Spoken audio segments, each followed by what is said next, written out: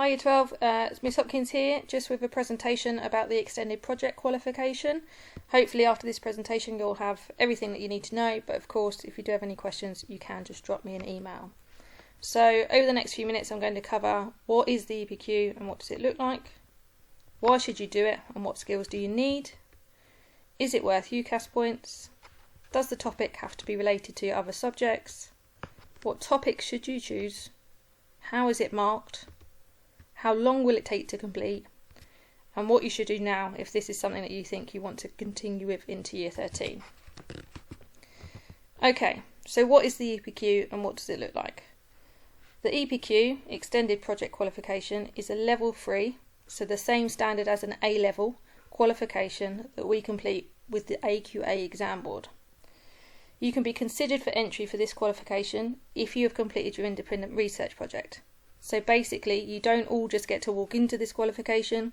We, Mr. Maltby and I, will consider you for it based on your independent research project and whether we think it is suitable to you. Once you complete the independent research project and you've notified us with some interest into it, next year you'll need to attend at least one supervisor meeting a month with a member of our team, and this will most likely be scheduled at the end of the school day. So you need to make sure you can commit yourself to that. The EPQ requires you to independently choose a research topic and carry out extensive amounts of both primary and secondary research. The onus here is all on you, not on us as the teachers. It's your project, you do it. You'll either create a 5,000 word academic report or an artifact and a 1,000 word academic report, and I'll talk to you a bit more about that in a moment. Once this is complete, you must deliver a small 10 to 15 minute presentation to a group of around 10 people that are non-specialists about your topic, and that's a mixture of staff and students. And that will end with an on-the-spot Q&A about your project. You won't know what the questions are, you'll have to react to them. So this is really a test of your knowledge and the research that you've done. Finally, you'll complete a written evaluation of your project. Have you met the brief? Have you met your aims? Are you happy with how you've completed the course? Alongside your project, you must continue to create a digital logbook where you record and progress all of your progress throughout the course and any feedback that you've had from your supervisor or other teachers. Has your project changed? Have you developed any ideas? Has anything not gone as well as you wanted it to? All of these things have to be logged on a digital logbook that also gets submitted to the exam board. So, research is key. It's really important that you understand that it isn't all about the final product. It's not about your 5,000 word essay. It's not really about your artifact. It's about the research that got you there. You have to complete extensive research prior to completing any of those things. You don't start your essay, you don't start constructing your artifact until your research is done, because the focus should be on the journey and not the outcome. You'll also have to reference all sources and generate a bibliography for every piece of reading that you complete. That includes looking at websites, watching documentaries and films, listening to podcasts, as well as any academic journals, newspapers or books that you look at. The artifact and 1,000 word academic report. This is really suitable to creative people. If you're doing art, photography, film studies, or if you're not doing those subjects but you really enjoyed them at the GCSE, for instance, this could be for you. You could produce a sculpture, a documentary or a film, a magazine, a piece of art, a performance, a short story, a monologue, something along these lines. This has to be accompanied by a shorter academic report, and this should be completed with the same amount of focus as the artifact and not an afterthought. You may choose to do a 5,000 word academic report. Superb opportunity to prepare yourself for the type of academic writing that you'll be required to complete when you're at university. It prepares you for your dissertation, it prepares you for persuasive writing, for getting your opinion across. Because it's a topic of your choice, your passion and enthusiasm will really have a chance to shine here, and this will help you, as I've said, to develop your ability to express your opinions and findings. So, number 2, why should you do it and what skills do you need? The EPQ allows you to develop personal interest in your topic a topic that you care about. The skills that you develop here as a result of doing the EPQ are invaluable in most jobs and university courses. It makes you stand out on your CV or your application. It helps when applying to university to demonstrate your commitment to a subject. Outside of the ones that you have to do anyway in your A-levels, this is you stepping further, going above and beyond to show off your independent research skills, those things that are needed for undergraduate study. If you are requested to attend an interview for your desired university, this gives you something to talk about, really get your teeth stuck into, because you did it. You chose the topic. This is your passion, and that helps you to not run out of things to say. This is what AQA says, and you can find this on the specification. The extended project qualification offers opportunity for students to make a significant contribution to the choice and design of an extended project and take responsibility for an individual task. Develop and improve their own learning and performance as critical, reflective and independent students. Develop and apply decision-making and problem-solving skills. Extend their planning research, critical thinking, analysis, synthesis, evaluation and presentation skills. Develop and apply skills creatively, demonstrate an initiative and enterprise. Use their learning experiences to support their aspirations for higher education and or career development. And finally, transfer skills developed as part of their EPQ to other areas of the study. I've put some of those words in green because at the top, why should I do it and what skills do I need? The green is the skills that you're going to need. You've got to take responsibility for this project. No one will keep checking up on you as to seeing whether you've done this or not. It could be a whole month before you see your supervisor, and if you've done nothing in that month, that's pretty embarrassing to have to explain to them that you have done nothing. The red area, these are things that you must absolutely already have a skill in doing, because it says extend. This is extending your ability to plan, research, think critically, analyse, synthesise, evaluate and present. If you're not very good at those things already, then this probably isn't for you. The extended project qualification. Is it worth any UCAS points? Okay, so the EPQ is worth UCAS points. It can be worth up to half an A level. Okay, but that is dependent on what grade you achieve at the end. So an A star in the EPQ is worth 70 UCAS points, an A60, a B50, a C40, a D30 and an E20. And if you don't achieve an E, you just don't get qualified in it. But to be honest, if you're aiming for an E, this simply isn't for you. This is for somebody who wants to try and achieve an A star, an A or a B. Otherwise, I really don't see the point in you wasting your time doing it when you could be doing your studies in your other subjects. So the EPQ and the UCAS points that it gains really has helped some students gain conditional offers at their desired universities. Universities will differ in whether or not they will include the EPQ as part of any offer that they might make to a student, but students can draw upon their EPQ in their personal statements and at interview to provide evidence of their enthusiasm for their chosen subject. Finally, the EPQ is valued by Russell Group universities. This is definitely something that you should be considering doing if that's where you're going to apply. You must only put the EPQ on your university application if you are committed to completing it.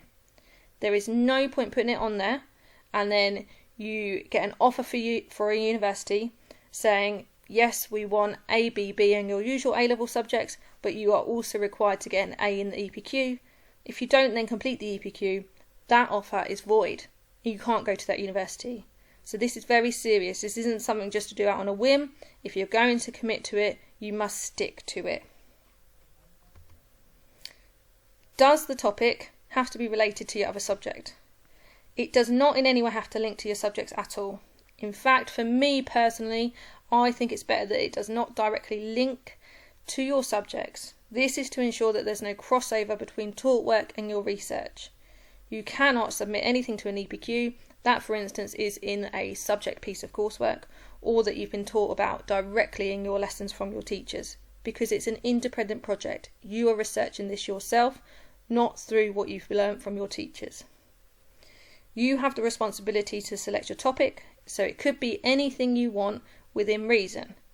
You've got to be careful.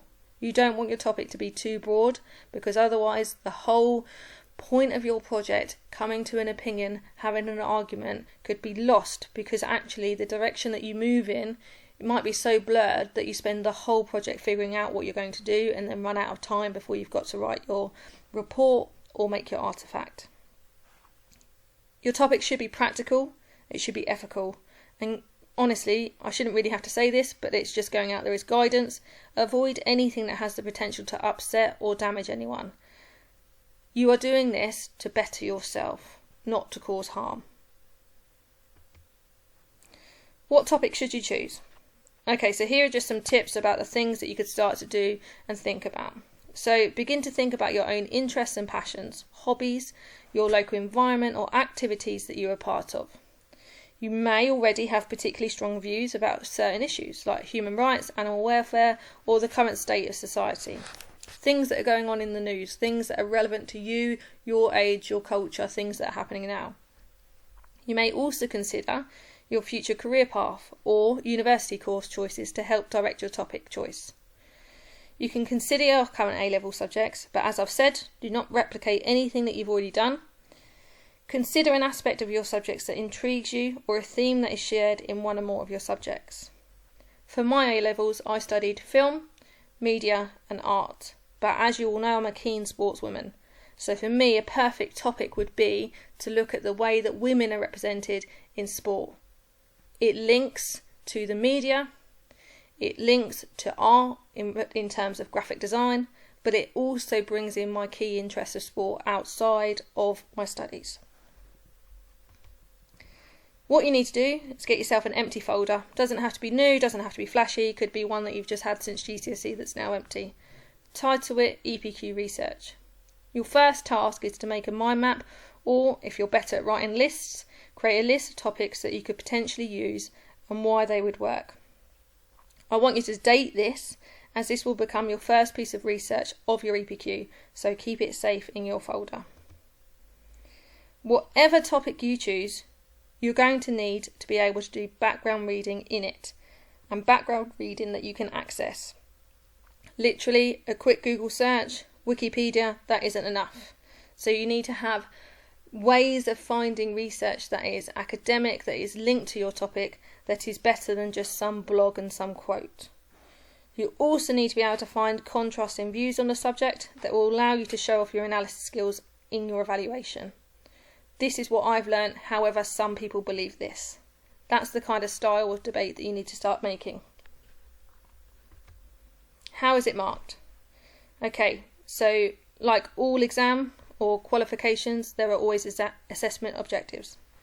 AQA split this EPQ into 4 different areas. AO1, it's worth 20%, you can get up to 10 marks for it. It's about managing the project. AO2, again 20% and 10 marks, is about your ability to use resources, critically select and organise information.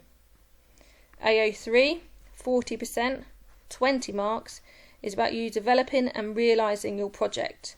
So this is about the written academic report and about the artefact. Not only the quality of them, but how you have created them, how you have included your research, how you've responded to the problems that have arisen and taken decisions to produce that outcome. And AO4, 20%, 10 marks, is about reviewing your work, evaluating. So as you can see, AO3, that refers to the academic report and the artefact, is only 40% of the whole qualification. That's because the point of the EPQ is more about the journey. So your planning, your research, your critical evaluation, rather than just the final product. How long will it take to complete? Okay, so we begin work on the EPQ at the end of year 12, as this gives you the summer holiday to complete a large chunk of your research in your free time. The presentation, so this happens once you've completed the research and your planning and you've made your artefact or you've written your 5,000 word report, you do a presentation, and this will take place in the half term after Christmas break. And all of you who are completing the EPQ will have done this presentation by Friday the 12th of February in 2021. You will then return to school after that half term and complete your evaluation, and hand in the entire project by Friday the 26th of March 2021, which is just before the Easter holidays. This is so that it does not get confused with any of your revision, any of your final work that you're doing for the A-levels or the BTECs that you're completing.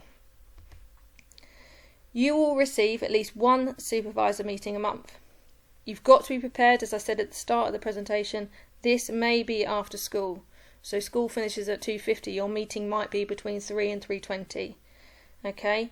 This is all going to work based on your timetable, but also your supervisor's timetable. It's an extra lesson, not a lesson. So we have to fill it in between each of your free time, and that may be after school, maybe in a free period.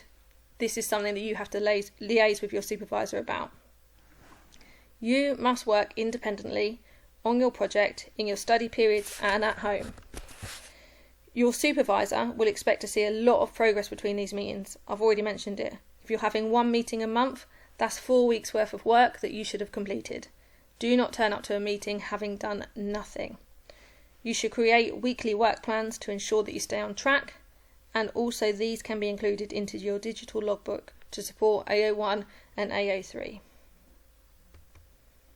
What you should do now. Most importantly, you have got to complete your independent research project to a high standard.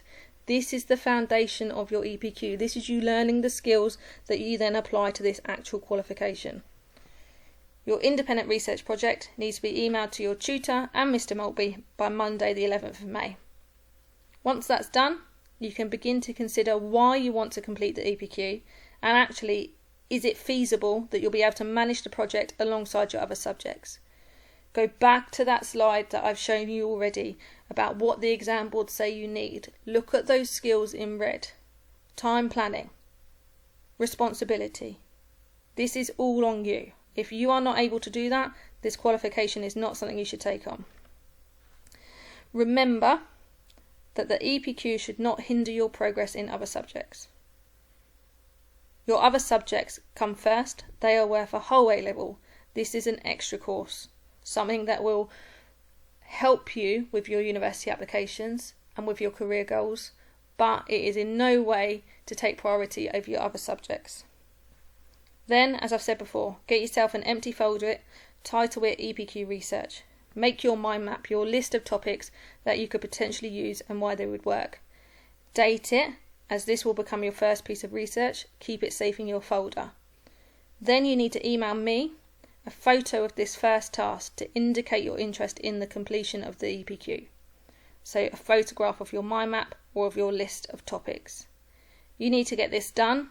Email to me by Friday the 17th of June, and then I and Mr. Maltby will look at your proposal, look at the topics that you're thinking about, and consider your interest and suitability for the EPQ.